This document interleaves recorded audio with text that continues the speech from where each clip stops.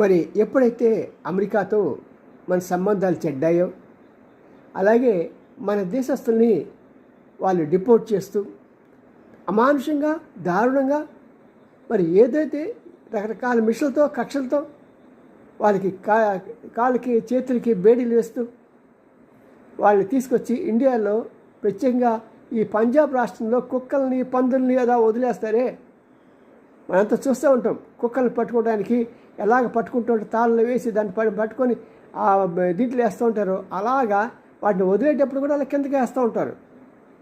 మరి అంత దారుణంగా చేసిన ఈ అమెరికా ఈ దుశ్చర్యల్ని చూసి కొన్ని దేశాలు ముందుకు వచ్చాయి. మంచి ఉద్దేశమే, కాదనలేం. మొదటిగా జర్మనీ ఏం చేసిందంటే మన దేశంతో ఎంఓయూ కుదుర్చుకొని మాకు చాలామంది కావాలి, యవనస్తులు కావాలి అని చెప్పేసి ఒక ఎంఓయూ కుదుర్చుకుంది.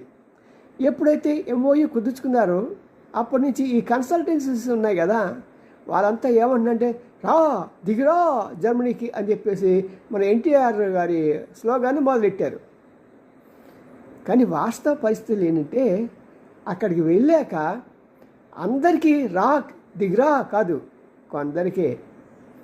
ఆ కొందరికి ఎవరంటే ప్రత్యేకంగా ఆ దేశంలో కొరత ఉన్నదంటే ప్లంబర్స్కి, ఎలక్ట్రీషియన్స్కి, నర్సులకి, వీళ్ళకి రెడ్ కార్పెట్ వేసి ఆహ్వానిస్తున్నారు. కానీ ఇక్కడ వాళ్ళకి ఒక కంపల్సరీ పాయింట్ ఒకటి ఉంది, మిస్ కాకుండా చూడాల్సింది.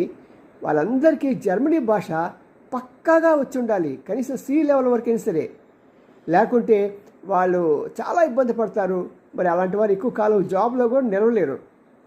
మరి ఆ తర్వాత కంప్యూటర్ సాఫ్ట్వేర్లు ఇవి అవి ఉన్నాయి చూసారా, అవి రోజుకి దిగదొడిపోయి ప్రతి కంపెనీలో కూడా ఫైర్ ఆర్డర్స్, పింక్ స్లిప్స్ ఇవ్వటం, రకరకాల. ఒకసారి ఇచ్చిన తర్వాత జాబ్ పోయిందనుకోండి, పోయిన తర్వాత 6 నెలల్లో కనుక వారు జాబ్ సంపాదించకపోతే మళ్ళీ బ్యాక్ టు పెవిలియన్, వాళ్ళు ఏ దేశం నుంచి వచ్చారో ఆ దేశంలోకి వెళ్ళిపోవాలి. మరి ఇలాంటి భయంకరమైన పరిస్థితులు ప్రపంచవ్యాప్తంగా ఉంటూ ఉండగా మరి ఇంకా చాలామంది పిల్లలు మాకేం కాలేదు, మేము బాగున్నాము అని చెప్పేసి స్టేట్మెంట్లు ఇస్తుంటే అక్కడ ఉన్న వాళ్ళ పిల్లల మాటలు నమ్మాలా, మన మీడియాలో రాస్తున్నట్టు ఈ కథనాలు నమ్మాలా తెలియక కొట్టుమిట్టాడుతూ ఏదైతే అది అయిందిలే అని చేయవలసిన సహాయం కూడా పేరెంట్స్ కానీ ప్రభుత్వం కానీ చేయట్లేదు. వాళ్ళు బాగానే అంటున్నారు కదా, ఎక్కడ ఏ రిపోర్టు లేదు కదా అని. బట్ ఏదైనా సరే వాస్తవం ఏంటంటే అక్కడ పిల్లలు సఫర్ అవుతున్నారు, దాన్ని సరైన విధంగా ప్రోత్సహించట్లేదు.